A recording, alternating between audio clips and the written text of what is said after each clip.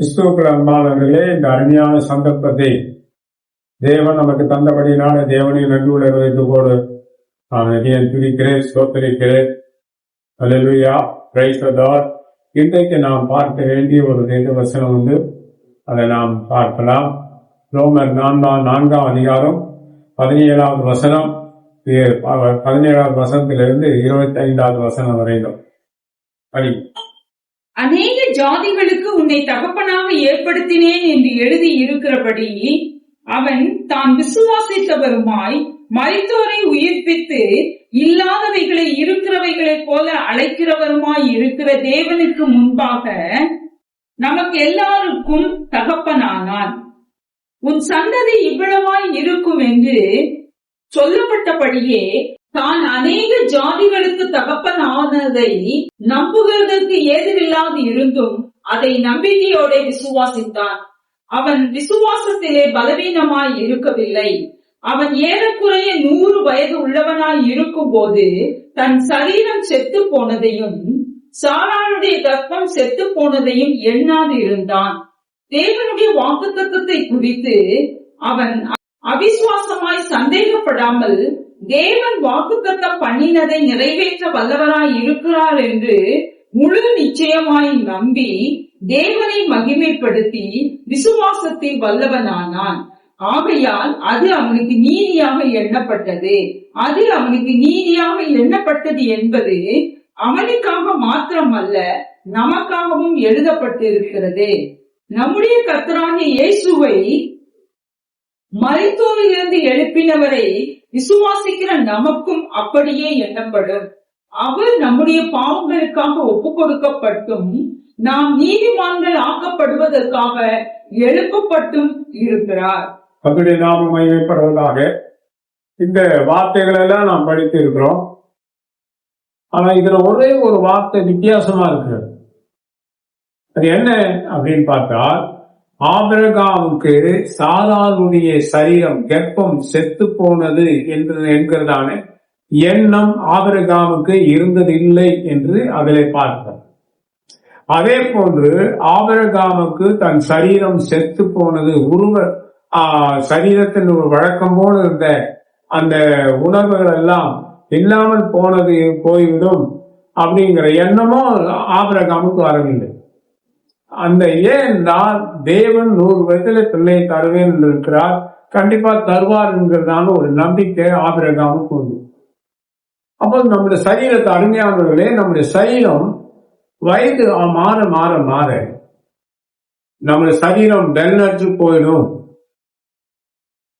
நம்முடைய சரீரம் பலனற்று போயிடும். உள்ள அவயங்கள் வெளி அவயங்கள் எல்லாம் பலனற்று போய்விடும்.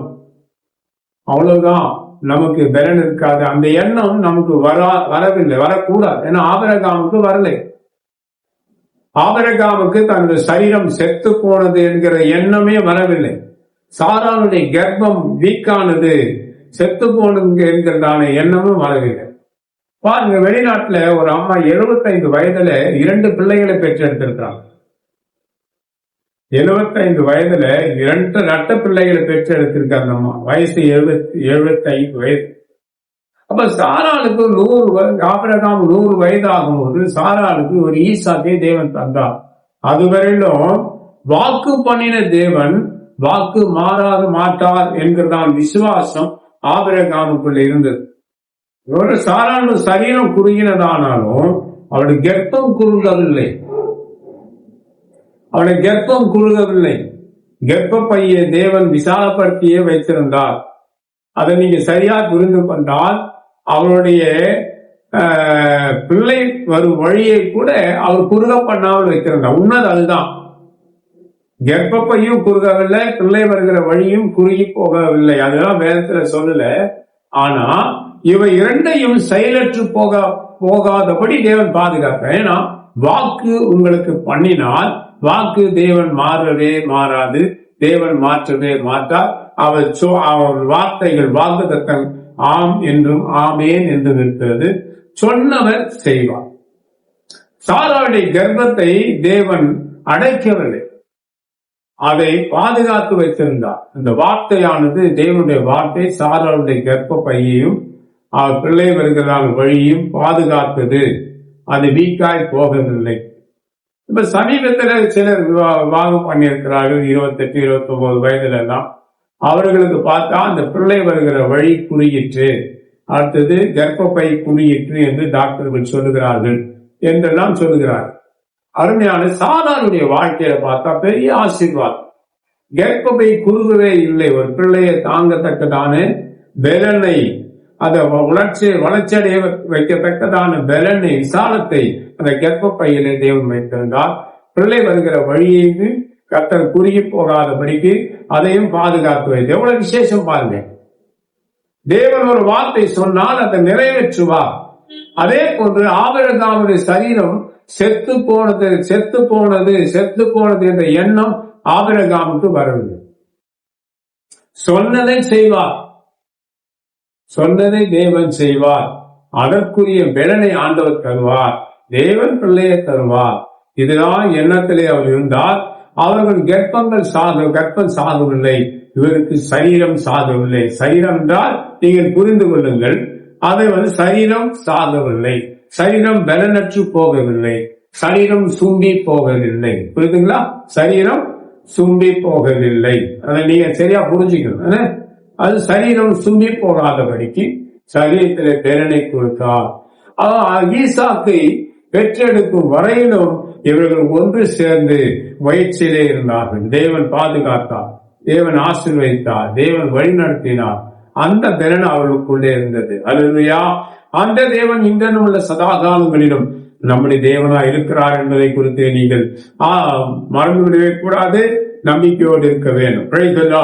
அப்போ அவங்களுடைய தேவன் அந்த நம்பிக்கையோடு விசுவாசத்தோடு ஆபிரகாம் வாழ்ந்தது போல நாம் ஏன் வாழக்கூடாது? அவரை பாருங்கள். ஆபிரகாம் ஈசாக்கை பெற்றான், ஈசாக்கு யாக்கோப்பை பெற்றான். யாக்கோப்பு 12 ஜாதிகளுக்கு அவன் தகப்பனாய் மாறினான். யாக்கோப்பு 12 ஜாதிகளுக்கு, கோத்திரங்களுக்கு தகப்பனாய் மாறினான். அதான் உண்மை, ஜாதிகள், கோத்திரங்கள். அப்போ அவர் தகப்பனாக மாற்றினார். ஆபிரகாமுடைய காலத்திலிருந்து ஈசாக்கு, ஈசாக்கு காலத்தில் யாக்கோப்பு, யாக்கோப்பின் காலத்திலிருந்து 12 பிள்ளைகளை பெற்றெடுத்தார்கள்.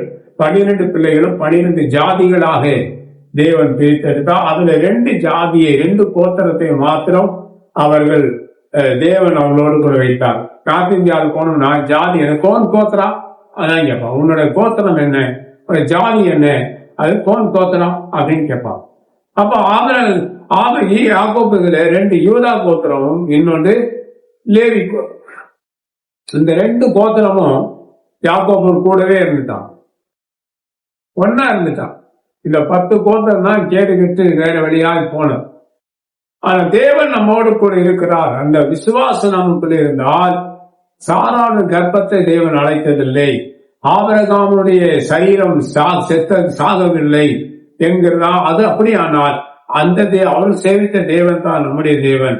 என் சரீரம் செத்ததல்ல, என் சரீரம் செத்ததல்ல என்று பெண்களும் ஆண்களும் அதை அறிக்கை செய்ய வேண்டும். என் சரீரம் கர்ப்பம் சாகவில்லை என்கிறதான வார்த்தை எண்ணம் உங்கள் பெண்களுக்குள்ள இருக்க வேண்டும். என் சரீரம் உணவற்று பலனற்று போனது அப்படி என்கிறதான எண்ணம் மனுஷனுக்கு இருக்கக்கூடாது. விசுவாசமே உலகத்தை ஜெயிக்கிறதான ஜெயம். ஆபிரகாமுக்கு விசுவாச நம்பிக்கை அதிகமா இருந்தது. அல்லேலூயா. விசுவாச நம்பிக்கையானது அதிகமா இருந்தது. அது தேவன் அந்த வார்த்தை, அந்த விசுவாசம் அவனை பலப்படுத்தி கொண்டே இருந்தது. பிள்ளை தருவார் அப்படின்னு சொல்லி அவர் காத்து கொண்டே இருந்தார். இது ஒரு சின்ன டெஸ்டிங் நடந்தது. என்னன்னா, சாரா சொல்றா, அந்த வேலைக்காரியாயும் கல்யாணம் பண்ணி எனக்கு ஒரு பிள்ளையை பெற்று கொடுத்தா நான் அது வளர்த்து. ஆனா பெண்கள் சுபாவம் சொல்றவங்க காத்திருக்க மாட்டாங்க. முந்திரி கொட்ட மாதிரி எதனா ஒண்ணு போய் தலையிட்டு தன் சுபாவங்களை கெடுத்துக் கொள்வார். இப்ப பாருங்க, சாராளால யாருக்கு பிரச்சனை? ஆபிரகாமுக்கு பிரச்சனை. ஆபிரகாம் பிரச்சனை. இப்போ சாராள் பிள்ளையை பெற்றெடுப்பதற்கு முன்பு ஈசாக்கு பெற்றெடுத்து, அவன் பேர இஸ்மாயில். வேலைக்காரி மகன், வேலைக்காரி இஸ்மாயிலை பெற்றெடுத்துட்டான். அப்ப ஆபிரகாமுடைய சரீரம் செத்துட்டா உயிரோடு இருந்ததா? அவன் முன்னோர்கள் எல்லாம் செத்து போயிச்சா உயிரோடு இருந்ததா? அவன் வெள்ளையணுக்கள் விந்துக்களில ஜீவன் இருந்ததா? ஜீவன் இல்லாம போயிச்சா? ஜீவன் இருந்தது. அல்லேலூயா. அப்ப ஒரு வேலைக்காரி ஆகார் ஒரு பிள்ளையை பெற்றெடுக்கும் போது, ஒரு ஆகார் பிள்ளையை ஒரு மகனை பெற்றெடுக்க செய்யும் போது, சாராளுக்கு ஒரு பிள்ளை அந்த காலங்களிலே பெற்றெடுக்க செய்ய முடியாதா? அந்த பேரன் ஆபிரகாமுக்குள்ளே இருந்தது. ஆனாலும் தேவன் சொன்ன வார்த்தை என்ன? 100 வயதுல உனக்கு பிள்ளை தரும். எவ்வளவு இவர்களும் முயற்சித்து இருக்கலாம், சாராளுக்கு பிள்ளை பிறக்கல. ஆனா வேலைக்காரியை கல்யாணம் பண்ணி எனக்கு ஒரு பிள்ளையை கற்றுக் கொடு, நான் அதை வளர்த்துக் கொள்ளுன்னு சொல்றா பத்தி, அதான் வம்பு இன்னார் வரையிலும். இப்ப என்னன்னா, அந்த வேலைக்காரி ஆகார் பிள்ளையை பெற்றுக் கொடுத்தால் வளர்த்தாரு. ஆனா அப்ப என்ன, ஆபிரகாமுக்கு சரீரம் சாகவில்லை, வீட்டு அணுக்களின் ஜீவன் குறையவில்லை என்பதுக்கு ஒரு அடையாளம். அடையாளம். 100 வயது ஆகும்போது சாராளுடைய கர்ப்பத்தை தேவன் திறந்தார். சாராளுடைய கர்ப்பம் பலன் அடைந்தது. தேவன் ஈசாக்கை அவன் வயிற்றிலே சுமந்தார். ஈசாக்கை பெற்றார். ஈசாக்கை வளர்த்தார். அருமையானவர்களே, அந்த ஈசாக்கு தான் யாக்கோப்புக்கு தகப்பனானான். அந்த யாக்கோப்பு தான் 12 கோத்திரங்களுக்கு தகப்பனாய் மாறினார். அந்த தேவன் எவ்வளவு பெரிய தேவன்! உன் நம்பிக்கை வீண் போகாது என்கிற வார்த்தை இருக்கு. நம்முடைய நம்பிக்கையை வீணாக்குற தேவன் நம்முடைய தேவன் அல்ல. நம்ம வார்த்தை சொன்னால் அதன் வார்த்தையிலே நாம் தங்கி இருக்க வேண்டும். தேவன் நம்மளோட ஒரு வாக்கு தத்தம் கொடுத்தால் அந்த வாக்கு தத்தத்தை நம்பி இருக்க வேண்டும். போன வருஷம் ஒரு வாக்கு தத்தம் கொடுத்தார் ஆண்டவர். அப்ப இந்த வருஷம் அந்த வாக்கு தத்தத்தை நாம் மறந்துடலாமா? ஆபிரகாம் 100 வயது வரையிலும் அவர் கொடுத்த வாக்கு தத்தத்தை அவர் மறக்கவே இல்லை. சொன்னதை செய்வார் ஆண்டவர் என்கிறான் நம்பிக்கை ஆபிரகாமுக்குள்ள இருந்து. நாம தான் மாசம் மாசம் ஒரு வாக்கு தத்தத்தை தேடுறோம், மாதம் மாதம் ஒரு வருஷம் ஒரு வாக்கு தத்தத்தை கேட்கிறோம். ஆபிரகாம் அப்படி இல்லை. ஒரே வாக்கு தத்தத்தை நம்பி இருந்தால் 100 வயதிலே அவனுக்கு பிள்ளை பெற்றெடுக்க, பிள்ளை கொடுக்கத்தக்க பலனை அவருக்குள்ள அதிகரிக்க பண்ணினார். அல்லேலூயா. நம்முடைய வாழ்க்கையில எப்போதும் பலனாய் இருக்கிறோம் என்கிறதானே நம்பிக்கையானது நமக்குள்ளே இருக்கும். செய்தை ஒரு பக்கம் இருந்தாலும் யோசுவா சொல்கிறார், 40 வயதில் இருந்த பலன் இன்றைக்கு எனக்கு இருக்கிறதுன்னு சொல்றார். இந்த 80 வயதிலையும் யோசுவாவுக்கு பலன் இருக்கிறது. அப்படிதானோ யோசுவா சொல்கிறார். அன்றைக்கு இருந்த பலன் இன்றைக்கும் இருக்கிறது. ஆபிரகாமுக்குள்ள இருந்த விசுவாசம் இவருக்குள்ள வந்து யாருக்குள்ள யோசுவாவுக்குள்ள இருக்கிறது. இதான் ஆசீர்வாதம். அன்பானவர்களே, ஆபிரகாமுக்குள்ள இந்த விசுவாசம் ஏன் நமக்குள்ள இருக்கக்கூடாது? ஏன் நமக்குள்ள இருக்கக்கூடாது? அவன் தேவன் தான் நம்முடைய தேவன். அவன் சரீரத்தை தேவன், நம்ம சரீரத்தை நாம் வயசாயிச்சியா, சரீரம் செத்து போச்சு, அவ்வளவுதான். இன்னும் ஒண்ணு இல்லை. அந்த எண்ணம் கிறிஸ்தவர்களாகிய நமக்கு இருக்கக்கூடாது. தேவ பிள்ளைகளாகிய நமக்கு அந்த எண்ணங்கள் இருக்கக்கூடாது. இப்பவும் பலன் இருக்கிறது. ஆபிரகாமுக்கு 100 வயதிலே ஒரு பிள்ளையை கொடுக்கத்தக்க பலன் இருக்குமானால் அந்த தேவன் இந்த முறையில சதா காலங்களில் நம்முடைய தேவன். இன்றைக்கு நமக்கு அந்த பலன் இருக்கிறது என்கிறதானே நம்பிக்கை நமக்குள்ள இருக்கிறது. அன்றைக்கு பலப்படுத்தின தேவன் இன்றைக்கு என்னையும் பலப்படுத்துவார் என்று அந்த ஆசீர்வாதம் நமக்குள்ளே இருக்கிறது. நான் ஆபிரகாம் தேவனை வழிபடுகிறேன். அவர் பல ஜாதிகளுக்கு தகப்பனாய் ஆபிரகாம் மாற்றப்பட்டதாக அந்த ரோமர்ல எழுதியிருக்கிறது. பல ஜாதிகளுக்கு, அதான் 12 ஜாதிகளுக்கு மட்டுமல்ல. இப்ப ஆபிரகாமுடைய சந்ததின்னு சொன்னா நாம கூட தான் சந்ததி. நாம கூட தான் ஆபிரகாமுடைய சந்ததி. ஆபிரகாம் யாரோட சந்ததி? ஆபிரகாம் யாரோட சந்ததிமா? நோவாவுடைய சேம் இனத்தை சேர்ந்தவர். சேம்ங்கிற அவர்கள வந்ததான சந்ததி. நாம யாரு? சேமோட சந்ததி. வெளிநாடுகளிலே சாம்போ என்று சொல்கிறார்கள். இந்த இடத்துல நான் சொல்ல வேண்டிய இந்த வார்த்தை, எல்லா தமிழ் குடிகளும் நாம் பார்க்கிறோம். தமிழ் குடிகள் எல்லாரும் சேம் இனத்தை சேர்ந்தவர்கள். முதலியாரோ, செட்டியாரோ, என்ன வன்னியர், அப்புறம் உடையார், இப்படிப்பட்ட தமிழ் ஜாதிகள், கோனார், அப்புறம் என்ன கவுண்டர், இப்படி ஜாதிகள் இருக்கிறது. எல்லாம் தமிழ் குடிகள் தான். ஆனா நீங்கெல்லாம் யாருன்னா சாம் இனத்தை சேர்ந்தவர்கள். பறையனும் சாம் இனத்தை சேர்ந்தவன் அப்படின்னா முதன்மையானவன் அவன் தான். அவனுக்கு குறித்து பழைய ரெக்கார்டு இருக்கிறது.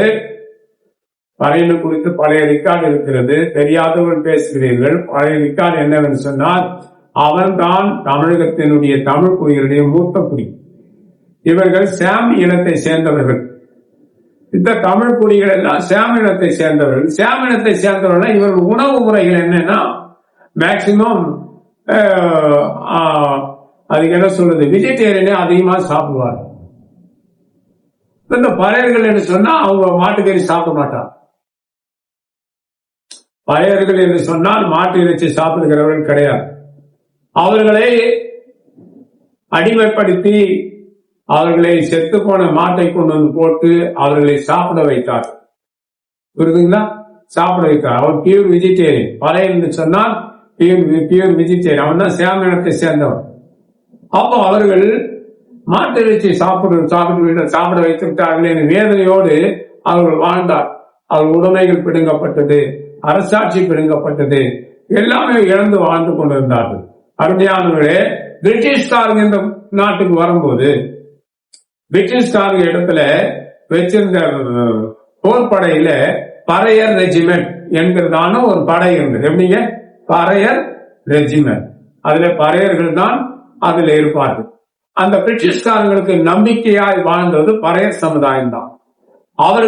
அவர்கள் தான் அடிதடி தெரிஞ்சவர்கள். அந்த பிரிட்டிஷ் காலத்துல பறையர் ரெஜிமெண்ட் என்கிற ஒரு ரெஜிமெண்டை இந்தியா ஃபுல்லா வைத்திருந்தார். இந்தியா மட்டும் இல்லை, இந்தியா ஃபுல்லா வைத்திருந்தார். அவர் ஆண்ட பிறகு அதில் இருந்த ஒரு கூட்டம் பறையர்கள் போய்விட்டார். பிரிட்டிஷ்காரங்க பெண்ணை அவர்கள் வாகம் பண்ணினார்கள். பிரிட்டிஷ்காரர்கள் பறையருடைய பெண்ணை வாகம் பண்ணினார்கள். காரணம் என்றால் இந்த பிரிட்டிஷ் கூட இந்த பறையர்கள் நம்பிக்கை விசுவாசமா இருந்தார்கள். அதனால அவர்கள் பறையர்களை விடவில்லை. அவர்கள் ரொம்ப உபகாரமா இருந்தார்கள். பிரிட்டிஷ்காரங்க போன உடனே மறுபடியுமாக இந்த பறையர்களை அடிமைப்படுத்தினார்கள். அப்ப எல்லாருமே பறையர்கள் தான். தமிழ் இனத்தை சேர்ந்தவர்கள் எல்லோரும் பறையர்கள், பறக்குடிதான்.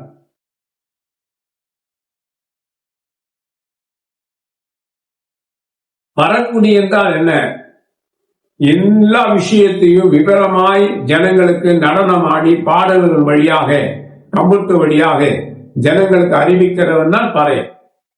அந்த வேலையை இவன் மும்மரமாக செய்ததினால இவனுக்கு ஒரு அவார்டு கொடுக்கப்பட்டது. அந்த அவார்டுக்கு மேல் தான் பறை சாற்றுகிறவன் பறையன். கடைசியில் அந்த அவார்டை இவருக்கு ஜாதிக்கு வைத்து விட்டார். பறையன் என்றால் பிள்ளை, பிள்ளை என்றால் சாம்பவன், சாம்பவ இனத்தை சேர்ந்தவர்கள். இவர்கள் பியூர் வெஜிடேரியன், மாட்டு இறைச்சி சாப்பிடுகிறவர்கள். அப்ப அந்த பிரிட்டிஷ்காரன் காலத்துல என்ன சொன்னாங்க, இவங்க போய் சொன்னாங்க, ஐயா நாங்கெல்லாம் பியூர் வெஜிடேரியன் தான், எங்க முன்னோர்கள் எல்லாம் எங்களை இந்த மாதிரி செத்து போன மாட்டை சாப்பிட வச்சுட்டாங்க, எங்க என்ன செய்யறதே தெரியலன்னா. அப்பதான் பிரிட்டிஷ்காரங்க சொன்னாங்க, அது உங்களை தீட்டுப்படுத்தாது. அவர்களுக்கு சுவிசேஷம் அறிவிக்க பிரிட்டிஷ்காரர்களில 2 குரூப். ஒன்னு நாஸ்திகர்களா இருந்தாங்க, அதாவது கம்யூனிஸ்ட். ஒரு குரூப் தெய்வ பக்தி உள்ளவர்கள். இப்போ இவர் இருந்தார் பாத்தீங்களா, காந்திஜி. காந்திஜிக்கு ஒரு சுவிசேஷம் சொன்னார் இல்லையா, ஒரு மிஷினரி. அவர் அந்த போன மிஷினரிகள் நிறைய கிறிஸ்தவர்கள் இருந்தார். அப்பதான் அவர் சொன்னாங்க, மாட்டு இறைச்சி சாப்பிடுறது தப்பு கிடையாது, இருவரும் போலலாம் சாப்பிடலாம்னு பைபிள்ல இருக்கு, நீங்க சாப்பிடலாம், அது உங்களை தீட்டுப்படுத்தாது என்று சொல்லி பறையர்களை மாட்டு இறைச்சி சாப்பிட அவர்கள் பழக்கி வைத்தார்கள். அதுல இருந்தா பறையர்கள் மாட்டு இறைச்சியை அதிகமா சாப்பிட துவங்கினார். ஆனா பறையருடைய உணவு மாட்டு இறைச்சி கிடையாது.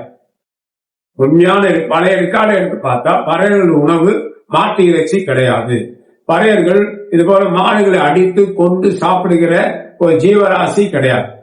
ஒன்று, அவர் பியூர் வெஜிடேரியன். மாடு வளர்ப்பார்கள், எருதுகளை வளர்ப்பார்கள், அது உபயோகப்படுத்துவார்கள். உபயோகப்படுத்திய பிறகு அது வெள்ளற்று போனால் அதை கொல்ல மாட்டார்கள், அது உணவுகளை கொடுத்து பராமரிப்பார்கள். கடைசியில் தானா செத்து போனால் அதை எடுத்து புதைத்து விடுவார்.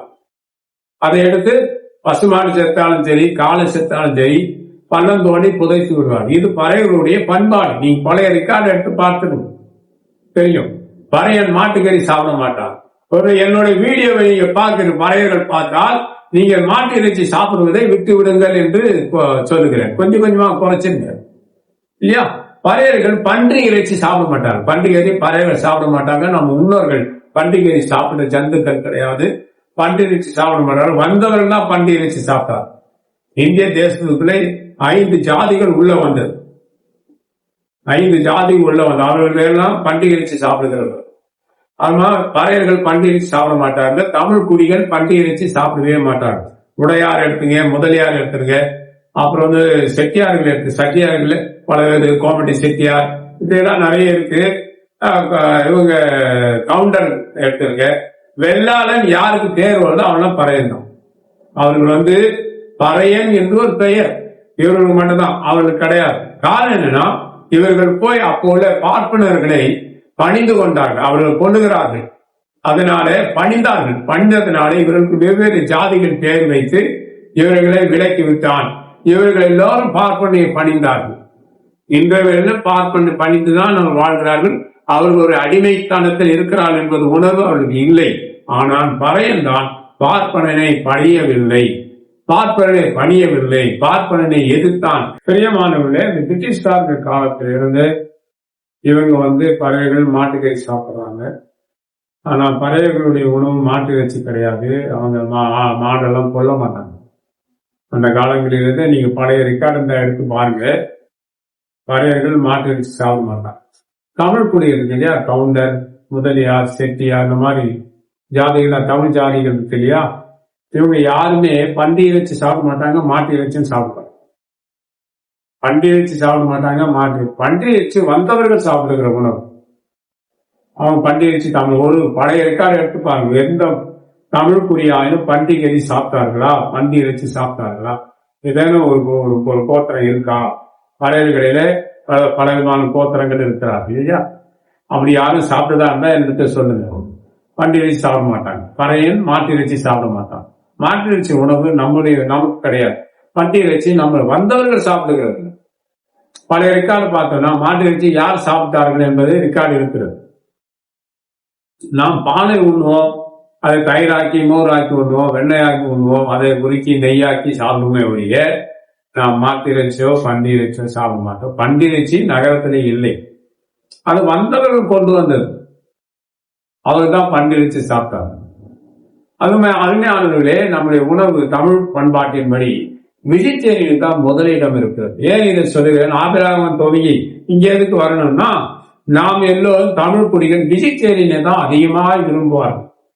காய்கறிகள், கீரை வகைகள், பழ வகைகள் இவையெல்லாம் விரும்புவார்கள். எல்லாரும் ஒற்றுமையா இருப்பார்கள், ஒருவருக்கு ஒருவர் பணிந்து செல்வார்கள்.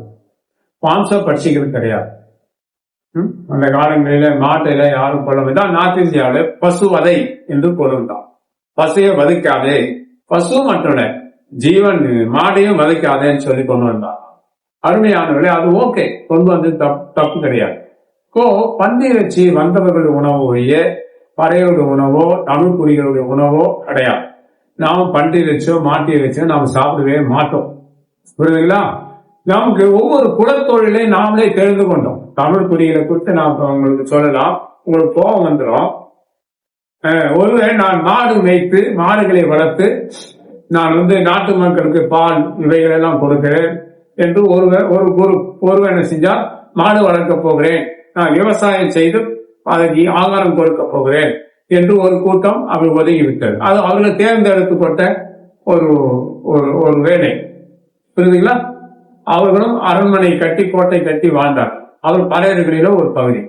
இன்னொருவர் என்னன்னா, நான் ஆடு வளர்க்க போகிறேன், நானும் விவசாயம் செய்ய போகிறேன், நானும் ஆடு வளர்க்க போகிறேன், ஆட்டு தோல் இதெல்லாம் நான் தேசத்துக்கு நான் வளர்த்து அது பணம் சம்பாத்தியம் பண்ணி வரி கட்ட போகிறேன்னு சொல்லி அவர்களை தெரிந்து கொண்டார். ஒருவர் மாடு, ஒரே குரூப்ல அண்ணன் மாடு மேய்க்கிறார், தம்பி ஆடு மேய்க்கிறார். ரெண்டு பேரும் ஒரே குடும்பத்தை சேர்ந்தவர்கள் தான். புரியுமானவர்களே, நீங்களா அதை நீங்க அறிந்து கொள்ளுங்கள், கேட்டால் தெரியும். அப்போ இவர்கள் யாருன்னா அவரும் பறையர் வம்சத்தை சேர்ந்தவர்கள் தான். இப்படி ஒரு நெசவு பண்ணுகிறவன் இல்லையா, அவருக்கு சோழிய பறையன் இருக்கு இல்லையா, சோழிய பறையனா சோழிய பறையன், அவன் நெசவு பண்ணுவான். கடலோரத்துல போனீங்கன்னா மீன் பிடிக்கிறான். அவன் யாரு? மீன் பறவர், மீன் பிடிக்கிற பறையர்கள். அவர்கள் கடல் சார்ந்த வேலையை அவர் செய்தார். இது போல நிறைய குடிகள் இருக்கிறது. எல்லாமே ஒரே இனத்தை சேர்ந்தவர் தான். இவர்கள் வெள்ளாளர் குடும்பம், வெள்ளாளர்கள். அவர்கள் பிள்ளைவாள், பிள்ளை என்ற பேருன்னா பயனுக்கு தான். எல்லாரும் ஒரே குடிகளை சேர்ந்தவர்கள் தான். பார்ப்பனை பயந்ததுனால அவன் குல தெய்வங்களை பிரித்து கொடுத்து விட்டான். அப்புறம் எல்லாருக்கும் ஜாதியா பிரித்து விட்டான். இந்த பறையனை ஒதுக்கி விட்டார். காரணம், வெள்ளையனை விளக்கே வெளியேறுகின்ற இயக்கத்தை துவங்கினவர் பார்ப்பனன். ஆனா பார்ப்பனனே வெளியேறு என்கிற அந்த இயக்கத்தை துவக்கினவன் பறையன். பாடல்கள் மூலமாக பார்ப்பனை வெளியேற்றுங்கள், பார்ப்பன அந்த பக்கம் வந்துட்டு திரும்பி வரக்கூட சாணியை கழிச்சு தெளிச்சிருவான், அந்த பக்கம் வர முடியாது. ஊர் என்று சொன்னால் பறையர்கள் வாழ்ந்த இடம் தான் ஊர். பார்ப்பனர் வாழ்ந்த இடம் ஊர் கிடையாது. எல்லாத்தையும் நாசம் பண்ணி எல்லா ஜாதிக்கேடுகளும் பண்ணிட்டு கடைசியில் அவர்கள் மூத்தவர்கள் சொல்கிறார்கள், அதான் பெரியார் சொல்கிறார், இதெல்லாம் எனக்கு ஐயங்கார் சொல்லிக் கொடுத்ததுதான் உங்களுக்கு சொல்றேன். பாப்பனுக்கு மூப்பு பறையன் ஏற்பாடு கீழ் ஜாதி, மேல் ஜாதியா இருந்தாலும் கீழ் ஜாதியா மாறிட்டான். காரணம், பார்ப்பனனை அவன் பணிய மாட்டான். அதான் உங்கள் பார்ப்பனனை பறையன் பணிய வேண்டிய அவசியம்.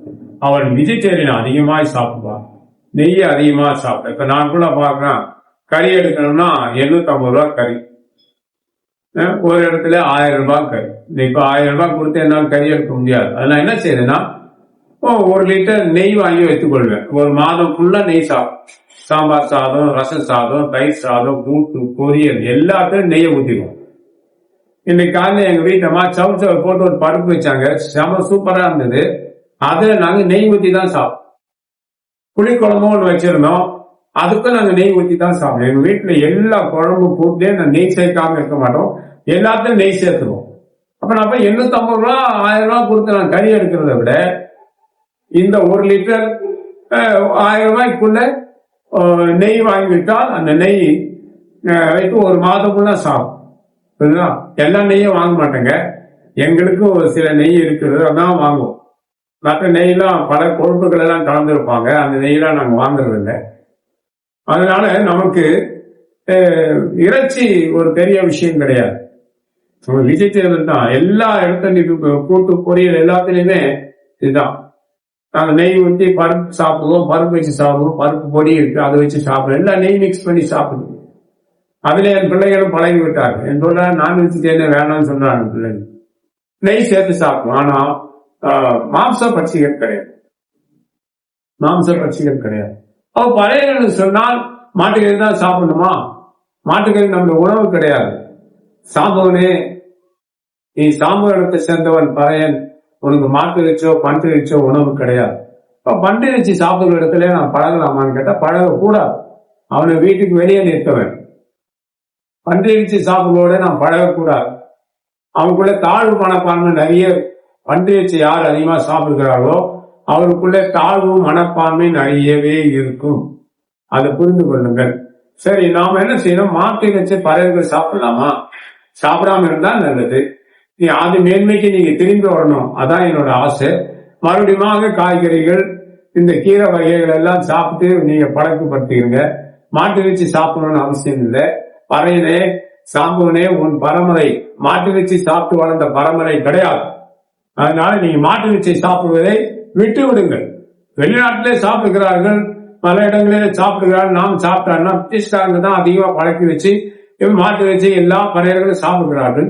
மாட்டு இறைச்சி உண்மையான ரெக்கார்டு, பழைய ரெக்கார்டை பறையர்கள் பார்த்து விட்டால் கண்டிப்பா மாம்சத்தை அவன் தொடவே மாட்டான். சொல்ல புரியுதுங்களா?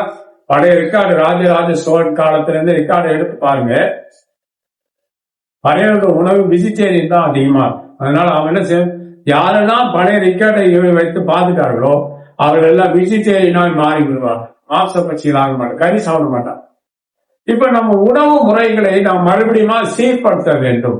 உணவு முறைகளை சீர்படுத்தும். பறை என்றால் பிள்ளை, வெள்ளாளன் என்ற அர்த்தம். அவனுக்கு பேரே வெள்ளாளன் தான். எல்லா தமிழ் குடிகள் பேரும் வெள்ளாளர்கள் தான். பறையின் பேரு வெள்ளாளன். பிள்ளை என்கிற ஜாதி பறையனுக்கு தான் உண்டு, வேற யாருக்கும் கிடையாது. இப்ப அவனை அடிமையாக்கப்பட்டதுனாலே அவனுக்கு இருந்த அந்த கோத்திர பேர் பறை சாற்றுகிறவன், அந்த பேரே பறையர் என்று ஜாதிக்கு வைத்திருந்தார், ஜாதிக்கு வைத்திருந்தார். அதை இன்றைக்கு அவன் அடிமையா இருக்கிறான். அவனை ஏற்றுவாரும் இல்லை உயர்த்துவாரும். சில ஐயங்கார்கள் இறங்கி வருகிறார். எப்படியா நம் முன்னோர்களால் தான் அவர் தாழ்த்தப்பட்டாங்க, நாம் அதை அவளை உயர்த்தி காண்பிக்க வேணும் சொல்லி முன் வருகிறார்கள். அதுக்கு நாம் ஒத்துழைச்சா போதும். அறிஞர்களே, நீங்கள் பறையர்களா இருந்தால் மாட்டு இறைச்சியை விட்டு விடுங்கள். மாட்டு இறைச்சி வேண்டாம், பன்றி இறைச்சி விட்டு விடுங்கள். நகரத்திலே வரவிடாதீர்கள். பன்றி இறைச்சி வந்தவர்கள் சாப்பிடுங்கள். வந்தவன் தான் பண்டிகை சாப்பிடுவான், உள்ளவன் இங்க உள்ள பண்டிகை சாப்பிட மாட்டான், சேர்க்கவே மாட்டான். அதனால நெய் வாங்கும் போது கூட பார்த்து வாங்குங்க. ஒரு நெய் நல்லா ருசியா இருக்கும், ஆனா பன்றி கொழுப்பு மிக்ஸ் ஆகும், புரியுதா? அது எருவ மாட்டு கொழுப்பு மஞ்சளா இருக்கும், பசுமாட்டு கொழுப்பு ஒரு நாள் ஒயிட் கலந்தது போல இருக்கும், பன்றி கொழுப்பு உரிக்கினால் கருப்பா இருக்கும். எந்த நெய் கருப்பா இருக்கோ அது மிக்சிங், அதை வாங்கக்கூடாது. அது உங்களுக்கு நல்ல முறையில ரெடி பண்ணி சாப்பிடுங்க. பறவைகள் மாட்டு இறைச்சி சாப்பிடாம இருந்தால் நல்லது. பன்றி இறைச்சி நம்முடைய உணவு கிடையாது. தமிழ் பண்பாட்டுல பன்றி இறைச்சி இடமே இல்லை, அதை நாம் சாப்பிடக்கூடாது. பன்றி இறைச்சி சாப்பிடுறதுனால வெளியில இருந்து வந்தவர்கள், இங்கே கிடையாது. நான் அதை பத்தி எல்லாம் பேசணும்னா என் மேல உங்களுக்கு கோவம். சவுத் இந்தியாவிலே கிடையாது. ஆந்திராவில, கேரளா, தமிழ்நாட்டில் போனீங்கன்னா பன்றி இறைச்சி சாப்பிடுறவர்கள் கிடையாது. சவுத் இந்தியா முழுவதிலும் பன்றி இறைச்சி இடம் இல்லை. ஒரு வார்த்தை சொல்கிறேன். சரி, கேரளாவில் மலையாள எழுத்தும் வருவதற்கு முன்பே அவர்கள் என்ன பாஷையில் பேசினார்கள், அவர் என்ன எழுத்திலே எழுதினார்கள், அதை ஆராய்ந்து பாருங்களேன். ஆந்திராவில் தெலுங்கு பாஷையும் எழுத்தும் வருவதற்கு முன்பாக அவர் எந்த எழுத்துல எழுதினார்கள், எந்த பாஷையில பேசினார்கள், ஆராய்ந்து பாருங்களேன்.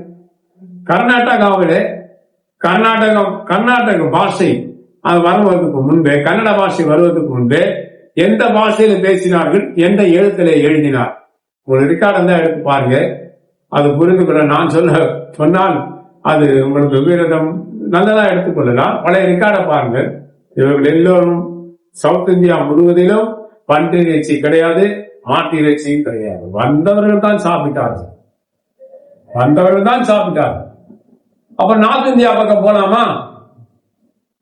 நம்மளுக்கு கன்னியாகுமரி முதல் காஷ்மீர் வரையிலும் ஒரே ஆட்கள் தான் ஆண்டார், பிரிட்டிஷ்காரங்க ஆண்டார். பிரிட்டிஷ்காரங்க காலத்துக்கு பிறகுதான் இந்த பன்றி இறைச்சி முறையானது வருகிறது, மாட்டு இறைச்சி முறையானது அழிக்கப்படுகிறது. மாட்டு இறைச்சி எல்லாம் சாப்பிட மாட்டாங்க. அந்த ஒரு குடிதான் பறைய குடி பழகிட்டாங்க. பிரிட்டிஷ்காரங்கிட்ட இருந்ததுனால பறைய ரெஜிமெண்ட் என்றும் ஒரு ரெஜிமெண்ட் பிரிட்டிஷ்காரங்கிட்ட இருந்தது. அதுக்கப்புறம் இவர்கள் அதே பழக்கி விட்டார்கள் வழியே மாட்டு இறைச்சி பறையோட உணவு கிடையாது. என் வீடியோ பார்த்திருந்தா பறைய மாட்டு இறைச்சியை குறைத்து விடுங்கள், மாட்டு இறைச்சி உங்களுக்கு தேவையில்லை, கொஞ்சம் கொஞ்சமா குறைச்சிருங்க. அப்புறம் விஜித்து நெய்யெல்லாம் சேர்த்து சாப்பிடுங்க, ரொம்ப நல்லது அது உடம்புக்கு. நாங்க நெய் தான் அதிகமா சேர்த்துடுவோம், எல்லா வீட்டிலையும் நெய் தான் இருக்கும். ஏன்னா பால் காய்ச்சி பதாம் பொடி போட்டு குடிக்கும்போது ஒரு 2 சொட்டு நெய்யை ஊற்றி கலக்கி குடிச்சிடும், அது டேஸ்ட் இருக்கும். அருமையான பழக்கி கொள்ளுங்க. பறையோட உணவு மாட்டு இறைச்சி கிடையாது, பன்றி இறைச்சி கிடையாது. அவைகளை விளக்குவது நல்லது, புரியுதுங்களா? வந்தவர் தான் பன்றி இறைச்சி சாப்பிட்டார்கள். இங்கே குடியா வாழ்ந்தவர்கள் யாரும் பன்றி இறைச்சி சாப்பிட மாட்டார்கள், மாட்டு இறைச்சியும் சாப்பிட மாட்டார்கள். அதை புரிந்து கொண்டு சரியா நடந்து கொள்ளுங்க. சரி, இவர்களெல்லாம் யார் என்று சொன்னால் சேம் இனத்தை சேர்ந்தவர்கள். சேம் இனத்தை சேர்ந்தவர்கள் ஆபிரகாம் பல ஜாதிகளுக்கு தகப்பனாய் மாறினார், பல தேவனை விசுவாசிக்கிற ஜனங்களுக்கு தகப்பனாய் மாறினார். அந்த ஆபிரகாமோட சந்ததி தான் நாம் எல்லோரும், புரியுதுங்களா? இஸ்மாயில் யாரு? ஆபிரகாமோட வாரிசு. இஸ்ரேல் யாரு? ஆபிரகாமோட வாரிசு. இதான் ஆண்டவர் சொன்னார், எருசலேமுக்கு சமாதானத்துக்காக ஜெபம் பண்ணுங்கள். இவர்கள் எல்லாம் இரு திறத்தாரையும் ஒரு திறத்தாரை மாற்ற வேண்டும் என்று அவங்களோட ஆசை. ஒன்று புறஜாதியார், இன்னொன்னு இஸ்ரேல் அப்படி சொல்றாங்க. இன்னொன்னு இஸ்மாயில், இல்ல இஸ்ரேல். இந்த ஆதாமுடைய சந்ததிகள் இருக்கிறார்கள் இல்லையா? நோவா காலத்துல சாமியத்தவர் எல்லோரும் மந்தி இறைச்சியோ மாட்டு இறைச்சியோ நாம் சாப்பிட வேண்டியது இல்லை. நாம் எல்லாம் பியூர் வெஜிடேரியன். குறிப்பா பழையர்கள் என்று சொன்னா பியூர் வெஜிடேரியன். காய்கறிகள் அதிகமாய் சாப்பிடுவார்கள், புரியுதுங்களா? பல காய்கறிகளை போட்டு கூட்டெல்லாம் செய்து சாப்பிடுவார்கள். பருப்பு அதிகமாய் சாப்பிடுவார்கள். நெய் எல்லாத்தையும் சேர்த்து சாப்பிடுவார்கள். நீங்கள் அதை கை கொண்டால் நல்லது. அப்போ ஆபிரகாமுக்குள்ள இருந்த விசுவாசம் நாமக்குள்ள இருக்கிறது. நம்முடைய பழக்க வழக்கங்கள் செத்ததல்ல, என் சரீரம் செத்ததல்ல அப்படி என்ற உணர்வு எல்லாருக்கும் இருக்க வேண்டும். சாம்பவர்களுக்கு அது இருக்க வேண்டும். பன்றி இறைச்சி சாப்பிடுறவங்கள சாம்பவ இனத்தை சேர்ந்தவங்க கிடையாது, புரியுதுங்களா? உங்களை ரெக்கார்டு தான் எடுத்து பாருங்க. பன்றி இறைச்சி சாப்பிடுகிறவர்கள் சாம் இனத்தை சேர்ந்தவர்களே கிடையாது. இஸ்லாத்தை போய் பாருங்க, பன்றி இறைச்சி சேர்க்க மாட்டாங்க. அதே முறைதான் நம்மளோட முறை. பன்றி இறைச்சி சாப்பிடுற முறை நம்ம கிடையாது. அதெல்லாம் வந்தவர்கள். முஸ்லிம்ஸ் பன்றி இறைச்சி சாப்பிடுறாங்களா பாருங்க, சாப்பிட மாட்டாங்க. சைத்தான் அப்படின்னு சொல்லுவாங்க. அது மாதிரி பண்டிகை சாப்பிடுகிறவன் சைத்தானுடைய பிள்ளைகள், அவர்கள் சைத்தான்கள் தான். அவன் புத்தியே கேடு உள்ளதா இருக்கும். புரியுதுங்களா? சரி, இப்போ நாம் தேவனுடைய ஜனங்களாக இருக்கிறோம். இப்ப தேவ ஜனங்களாக இருக்கிற நாமும் அநீதியிலே சந்தோஷப்படக்கூடாது, அநீதியான எந்த விஷயத்தில் சந்தோஷப்படக்கூடாது. சரி, கிறிஸ்தவர்கள் அநீதியாய் சம்பாதிக்கிற சம்பாத்தியத்தை விரும்பக்கூடாது. கள்ள நோட்டு மாற்றி தன்னை செல்வந்தர்களா மாற்றிக்கொள்ள கிறிஸ்தவர்களுக்கு அந்த எண்ணமே வரக்கூடாது. திருடி, பொய் சொல்லி, ஏமாற்றி, அர்த்தம் சொத்தை கள்ள டாக்குமெண்ட் போட்டு கள்ள நோட்டை நல்ல நோட்டு என்று மாற்றி ஜனங்களை ஏமாற்றி சொத்துக்களை எவன் சேர்க்கிறானோ அவன் கிறிஸ்தவன் அல்ல, அவன் பரலோகத்துக்கு போக போகிறதே கிடையாது. குறிப்பா கள்ள நோட்டு மாற்றுகிறவர் பாயிண்ட் நம்பர் 2. கிறிஸ்தவர்கள் யார் கள்ள நோட்டை மாற்றி தன்னை செல்வந்தர்களா மாற்றிக் கொண்டார்களோ அவன் பரலோகத்துக்கு போகவே மாட்டான். பைபிள் தூக்க அருகதை இற்றவன், நீ வேதத்தை விட்டுடு, நீ இந்து மதத்துக்கே போ, உன் பாதாளியை சேவிச்சுட்டு போ, உன் குலதெய்வம் எங்கெல்லாம் இருக்கோ அங்கெல்லாம் போய் சேவிச்சுட்டு போ, கிறிஸ்தவனா இருக்கவங்க லாய்ப்பில்லை. நீ கள்ள நோட்டை மாத்தி நீ செல்வந்தனாய் மாறினாயா? நீ கிறிஸ்தவனின் தேவன் நாம் என்ன பாவம் செய்தோமோ அது நம் மனதில் இருக்கும். நான் இப்படியா பணக்காரனானே, இவனை ஏமாத்தினேன், அவன் சொத்தை கள்ள டாக்குமெண்ட் போட்டேன், கள்ள நோட்டை கொண்டு வந்து நல்ல நோட்டை வாங்கி கொண்டு கள்ள நோட்டை கொடுத்தேன், அதனால பணக்காரனானே, இடங்கள் வாங்கினேன், கோட்டையில கட்டினேன். இப்படி என்ன நமக்கு இருக்குதுயா? நாம என்ன பாவம் செய்தோமோ, எப்படி வளர்ந்தோமோ அதெல்லாம் நம்ம மனதில் இருக்குங்க. ஒரு இடத்துல நீங்க திருடிட்டீங்க, தேங்காய் திருடிட்டீங்கன்னா கூட அது உங்க மனசுல இருக்கு. ஒரு மளிகை கடையில ஒருத்தன் வேலை செய்தான், வெறும் முந்திரி பருப்பா அள்ளி சாப்பிடுவோம், முந்திரி பருப்பெல்லாம் சாப்பிடுவோம். என்ன இதுக்குள்ள முந்திரி பருப்பு காணாம போயிடுச்சுன்னா எல்லாம் வாங்கினாங்க, பில்லு வந்து பார்க்கல. முந்திரி பருப்பு அள்ளி சாப்பிடுவான், பாதாம் பருப்பு சாப்பிடுவான், பிஸ்தா பருப்பை சாப்பிடுவான். அவனே சாப்பிட்டு இந்த தண்டி ஆயிட்டான். கடையில் நடந்தத தெரியுங்களா? அவன் செத்தே போனான், கொழுப்பு ஓரா ஏறி திருடி சாப்பிட்டான். அதோ அவன் எப்படி பரலோகத்துக்கு போவான்? அவன் கிறிஸ்தவன்.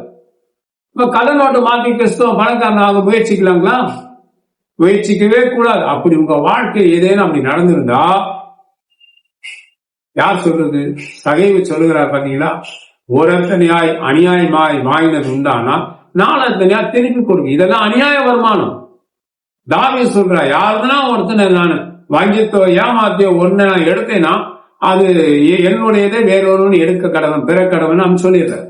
அப்ப நாம என்ன செய்யணும்? கள்ள நோட்டை அடிச்சு நீ பணக்காரனா மாறிட்டேன்னா நீ பரலோகத்துக்கு போக முடியாதுன்னு அடிச்சு சொல்றேன். நீ கிறிஸ்தவனா இருக்க லாய்க்கு இல்லை. தேவன் அவனுக்கு கள்ள நோட்டை அடிச்சு மாத்த சொன்னாரு? அப்படி இல்லை.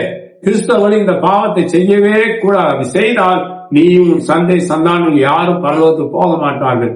உன் பாவம் உன் வாசற்படியிலே படுத்து இருக்கும். யாரையும் அபகரிக்க கூடாது, யாரையும் ஏமாற்றக்கூடாது. ஊழியக்காரனாலும் சரி, யாரையும் அபகரிக்க கூடாது, யாரையும் ஏமாற்றக்கூடாது. தேங்காய் திறன ஊழியக்காரன் தெரியும், மாங்காய் திறன ஊழியக்காரன் தெரியும், செருப்பு தூக்கிட்டு போன ஊழியக்காரன் தெரியும், பெட்ரோல் திறன ஊழியக்காரன் தெரியும். புரியுங்களா? என் ரூம்ல வந்து என் வாட்சை தூக்கிட்டு போயிட்டான் ஒருத்தன் ஊழியக்காரன், அவனையும் எனக்கு தெரியும். அருமையான இவெல்லாம் பரலோகத்தை வரைக்கும் ஊழியக்காரன் திருடலாமா? சொல்லுங்க. ஊழியக்காரன் நம்பிக்கை துரோகம் பண்ணலாங்களா? பண்ணக்கூடாது. இதெல்லாம் கிறிஸ்தவ முறைகள் இருக்கிறதான ஒரு ஒழுங்கு முறை. அதெல்லாம் கை கொண்டு வாழணும். ஏனென்றால் நமக்கு கொடுக்கப்படாததை நாம் செய்யக்கூடாது. ஆனாம் விளக்கப்பட்டதை அவர் எடுத்ததினால்தான் அவர் சபிக்கப்பட்டு போனார். தேவன் நமக்கு விளக்கினதை நாம் எடுக்கவே கூடாது. 10 கட்டளைகளில் ஒரு கட்டளை, பிறனுக்குள்ள யாதொன்று ஈச்சையாது இருப்பாயாக. இந்த கட்டளையை நாம் கை கொள்ள வேண்டும். இதெல்லாம் விட்டுட்டோம்னா ஆண்டவர் பார்வைக்கு நாம் மறைஞ்சிடுவோம். நாம் அறியேன் என்று சொல்லிவிடுவார் ஆண்டவர். அதனால நம்முடைய வாழ்க்கையில நாம் எல்லோரும் ஒற்றுமையாய் வாழ்ந்து நாம் தேவனை துதிக்க வேண்டும். எல்லா தமிழ் குடிகளும் ஆண்டவராய் இயேசு கிறிஸ்துவை ஏற்றுக்கொள்ளுங்கள், ஆண்டவராய் இயேசு கிறிஸ்துவை ஏற்றுக்கொள்ளுங்கள். சரி, இங்கே இவர் இருக்கார், தோமா கன்னியாகுமரி ஊழியத்துக்கு வந்தார் இல்லையா? கேரளா வழியா வந்தார். அப்ப வந்தோம்னா 10 லட்சத்துக்கு மேற்பட்ட பறவைகள் தான் கிறிஸ்தவனா இருந்தார், அதிகமா இருந்தார். இதுல 30,000 3 லட்சத்துக்கு மேற்பட்ட புத்த பிச்சைகள் பறையர்கள் தான் இருந்தார். எல்லாரும் ஒன்றா இருந்தார். அவர்கள் எல்லாரும் கொல்லப்பட்டார், ரத்த சாட்சியா செத்து போனார். இனி கீழே கிடக்கான பறையன் அவன் பிடிச்சா ஆண்டவர் தான் பிடிப்பான். புரியுதுங்களா? அதனால அவனுக்கு குலதெய்வம் எதுவும் கிடையாதுங்க. குலதெய்வமே ஆண்டவர் தான். ரோமா காலத்துல கடலோரத்துல ஊழிச்சாரு. அப்ப எத்தனை ஜாதி இருந்தது, இங்க எத்தனை மதங்கள் தமிழகத்துல இருந்தது, கேரளாவில் இருந்தது, ரெக்கார்டு இருக்கவங்க கிட்ட எடுத்து பாருங்க. ஒரே கோத்திரம் தான் இருந்தது, பறையத்திரி. ரோமா இங்க ஊழியம் செய்ய வரும்போது பறையர்கள் தான் பார்ப்பனர்களா இருந்தார். இப்ப இருக்கிறார்கள் பார்ப்பனன் பேர் வைத்திருக்க அவர் ஆரியர்கள். அவர்கள் பறையருடைய பெயர் தான் பார்ப்பனர் தான். பார்ப்பனர் அவர்தான் முடி வளர்ப்பார்கள், அவர்தான் புத்தகம் செய்யலா இருந்தார்கள். அவர்தான் இந்நாள் வரையிலும் அந்த பார்ப்பன இனத்தின் பேரை தான் அவர்கள் வாங்கி வைத்துக் கொண்டார். இவர்களுக்கு பறையன் பேர் வைத்திருந்தார். அதனால பார்ப்பனன் சொன்னால் பறையன், பார்ப்பனன் என்று சொன்னால் பறையன். அதனால நாமும் பார்ப்பனன் அல்ல என்று சொல்லக்கூடாது. நாம் எல்லாம் பார்ப்பனர் தான். நாம தான் வெஜிடேரியன், நாம தான் காய்கறிகளை சாப்பிட்டு பொருளை சாப்பிட்டு வளர்ந்தோம். அதனால அவர்கள் ஆரியர்கள். நம்முடைய பேரை பறையனுடைய பேரை அவர்கள் வாங்கி வைத்துக் கொண்டார். பறையன் பேரை இவனுக்கு கொடுத்துட்டு அவர்கள் பேர் என்ன, நான் பறையனுக்கு பார்ப்பன பறையன் பேர் என்னங்க, பார்ப்பன பறையன். அவங்களுக்கு கொடுத்த அந்த அவார்டு பேர்ல அவங்கள பேர் வைத்துக்கிட்டு பார்ப்பனன் பேரை அவங்க வச்சுக்கிட்டாங்க. ஏன்னா இந்தியாவிலே தலை சிறந்த ஒருவன் என்னால் பறையன் மட்டும்தான். நீ எல்லா ரெக்கார்டும் எடுத்து பாருங்க. தாமோதரன் பேஸ்ல தா தா தமிழே தா, நார்த் இந்தியாவில் தாம். இந்த தாமோதரன் என்று யார் பேர் வருதோ அவெல்லாம் பறையன். தாமோதரன் யார் பேர் வருதோ அவெல்லாம் பறையன். புரியுதுங்களா? தாமோதரன் என்றால் பறையன், தாமோதரன் என்றாலும் பறையன். சாம்பூர் இனத்தை சேர்ந்தவர்கள். யாருக்குன்னா நார்த் இந்தியாவில தாமோதரன் அப்படி இருந்தா பாருங்க, அவர் பறக்குடியை சேர்ந்தவர். அவன் ரத்தம் நம்ம ரத்தம் ஒண்ணு, பேசுறது இந்தியில பேசுறான், ஒரே ரத்தம். அவன் நம்ம இடத்துல இறங்கி வந்துடுவான். புரியுதுங்களா? அதனால தேவனை நம்புங்கள். நாம தான் பார்ப்பனர்கள், நாம பார்ப்பன பறையர், சாம்புவ பறையர். இப்படிதான் வாழ்ந்தோம், அப்படியே வாழ்வோம். கடவுள் நமக்கு உதவி செய்வாராக.